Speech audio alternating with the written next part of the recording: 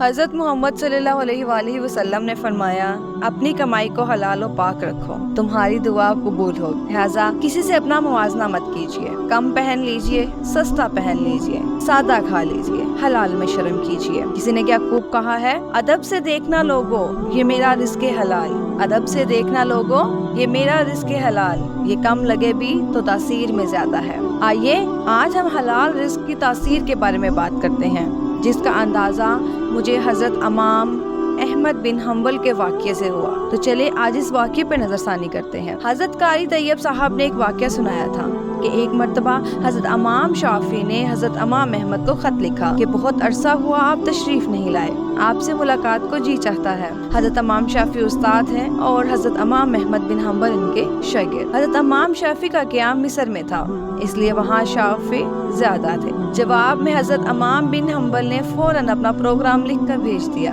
کہ فلاں دن فلاں تاریخ کو آپ کی خدمت میں مصر میں حاضر ہو رہا ہوں۔ حضرت امام شافعی نے اپنے گھر والوں کو، اپنے ملنے جلنے والوں کو اور دوست احباب کو، دوسرے علماء کو ان کے آنے کی اطلاع دی اور پھر ان کی دعوت اور استقبال کا خصوصی اہتمام کیا۔ لوگوں سے بتایا کہ اگرچہ وہ میرے شاگرد ہیں مگر وہ ایک بڑے امام ہیں، اللہ تعالیٰ نے ان کو بڑا رتبہ عطا فرمایا ہے۔ چنانچہ جس دن ان کو پہنچنا تھا، اس دن امام شافعی اپنے شاگردوں اور دوسرے علماء کو لے کر ان کے استقبال کے لیے شہر سے باہر تشریف لے گئے۔ اس وقت مصر کے جو بادشاہ تھے وہ بھی حضرت امام شافعی کے معتقد تھے، وہ بھی امام صاحب کے ساتھ استقبال کے لیے چلے آئے اور پھر بادشاہ کے ساتھ ان کے ارکان دولت میں وزراء اور عمرہ بھی آ گئے۔ وقت مقرر پر حضرت امام بن حنبل پہنچ گئے۔ حضرت امام شافعی نے ان کا بڑا شاندار استقبال کیا اور پھر عزت و احترام کے ساتھ ان کو لے کر گھر پہنچ گئے اور ان کے لیے بہترین کھانے کا انتظام کیا۔ اس زمانے میں عام طور پر اولیاء اللہ اور بزرگ لوگوں کی نشانی یہی تھی کہ وہ کھانا بہت کم کھایا کرتے تھے اور رات بھر اللہ تعالیٰ کے قیام میں رہتے تھے۔ جب حضرت امام بن حنبل کھانا کھانے بیٹھے تو دیر تک اس طرح کھانا کھاتے رہے جیسے کئی روز کے بھوکے ہیں۔ باقی لوگ کھانا کھا کر اٹھ گئے مگر وہ کھانا کھاتے رہے۔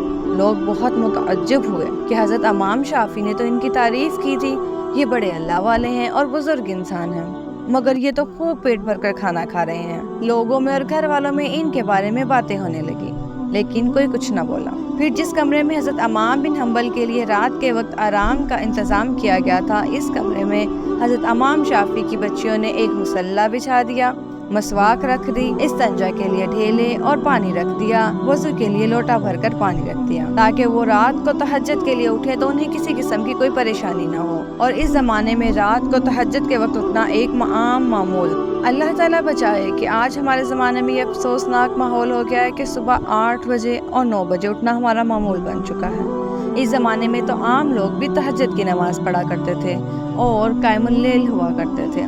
جو علماء اور صالح لوگ تھے وہ رات کے وقت عبادت کیا کرتے تھے اور اللہ تعالیٰ سب کو ایسی توفیق دیتا تھا۔ اللہ تعالیٰ ہمیں بھی یہ توفیق عطا فرمائے، آمین۔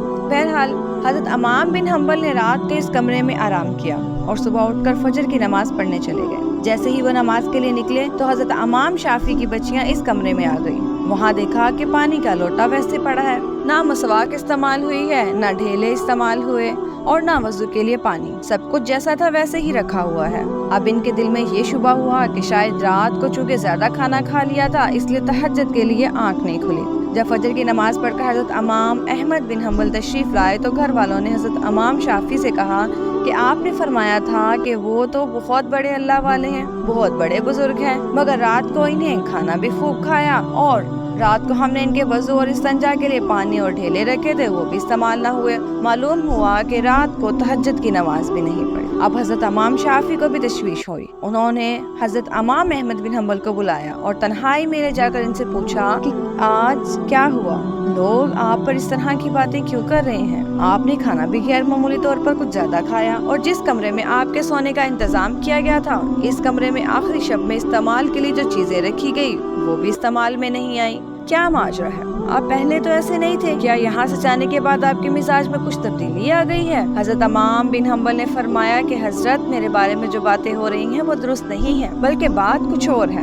بات دراصل یہ ہے کہ میں جس وقت کھانا کھانے کے لیے آپ کے دسترخوان پر پہنچا اور جس وقت میں نے اس کمرے میں قدم رکھا تو میں نے دیکھا کہ اس کھانے کے حلال اور طیب ہونے کی وجہ سے وہ کمرہ نور سے چکا چوند ہو رہا ہے، اور یہ دیکھا کہ آسمان سے لے کر اس دسترخوان تک انوار کی بارش ہو رہی ہے۔ جب میں نے یہ صورتحال دیکھی تو میں نے سوچا کہ شاید اس سے زیادہ حلال اور طیب کھانا مجھے زندگی میں نہیں ملے گا، لہٰذا جتنا بھی زیادہ سے زیادہ اس کو کھایا جا سکے کھایا لیا، اس لیے اس کے کھانے کا ذرہ ذرہ ایمان کو اور دل کو روشن کرنے والا ہے، اس لیے مجھ سے جتنا زیادہ کھانا کھایا جا سکتا تھا میں نے کھا لیا، اور میں نے یہ نہیں دیکھا کہ کون کتنا کھا رہا ہے اور کون میرے بارے میں کیا سوچ رہا ہے۔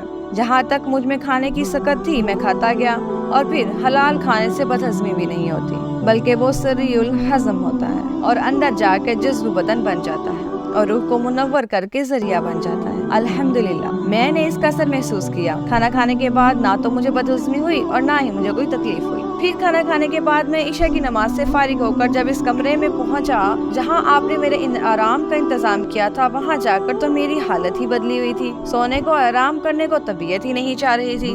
اگرچہ میں لمبا سفر کر کے آیا تھا مگر اس کھانے میں اتنی غذائیت اور توانائی تھی کہ میری تھکان بھی ختم ہو گئی، اور جب میں سونے کے لیے لیٹا تو مجھے نیند ہی نہ آئی، لہٰذا میں لیٹا رہا اور لیٹے لیٹے قرآن و حدیث میں غور کرتا رہا، حتیٰ کہ پوری رات غور و فکر کرتے ہوئے گزار دی۔ اس رات میں نے قرآن و حدیث میں 100 مسائل تلاش کیے، اور وہ ایسے مسائل تھے جو اس سے پہلے کبھی میرے ذہن میں بھی نہیں آئے تھے اور نہ ان کی طرف کبھی خیال گیا تھا۔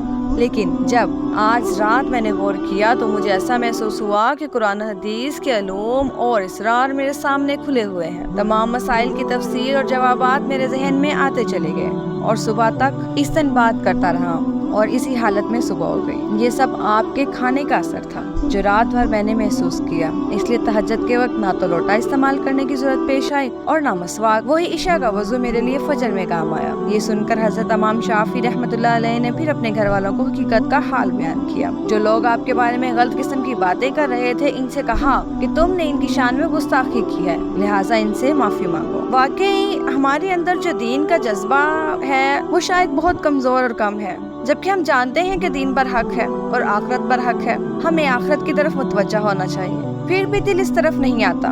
اس کی کیا وجہ ہے؟ آخر ایسا کیوں ہے کہ ہماری غذا میں مشتبہ غذا کا بڑا دخل ہے؟ اسی لیے ہمیں حرام اور مشتبہ غذا سے بچنے کی دعا کرنی چاہیے کہ کسی کے پیٹ میں حرام اور مشتبہ غذا نہ جائیں، ورنہ اس کی وبال سے نہ بچ سکیں گے۔ اللہ تعالی ہم سب کو حلال اور طیب روزی عطا فرمائے اور حرام غذا سے ہم سب کی حفاظت فرمائے۔ آمین ثم آمین۔